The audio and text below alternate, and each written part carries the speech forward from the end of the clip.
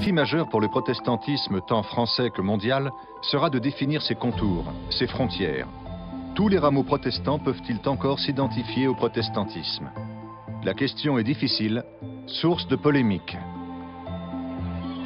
Irrigué par la théologie de la prospérité, mettant l'accent essentiellement sur l'émotion religieuse, certaines composantes du pentecôtisme, mais pas l'ensemble du pentecôtisme, pourraient être déjà en voie de sortie du protestantisme.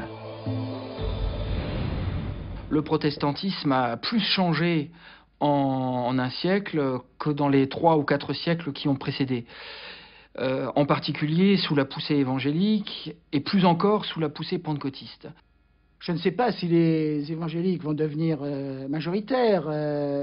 Ils sont en tout cas, il y a une dynamique de croissance chez eux, mais je constate aussi une revitalisation de certaines paroisses luthéro-réformées.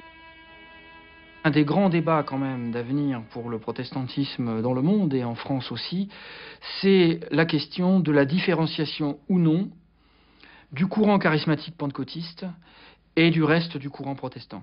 Aujourd'hui, nous comptons 800 millions de protestants dans le monde. Mais si nous enlevons les pentecôtistes et les charismatiques, les 2/3 des effectifs fondent.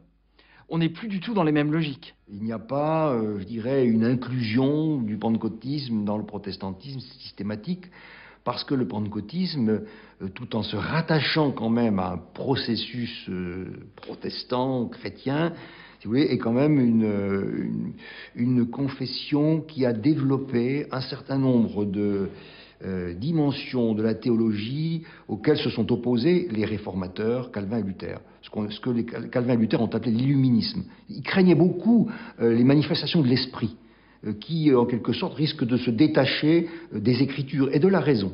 Les limites du protestantisme, eh bien, personne ne peut les dire, et bien malin sera celui qui pourra, à partir de telle ou telle église, tel ou tel terrain, dire de manière autorisée, ça c'est protestant, et ça ne l'est pas.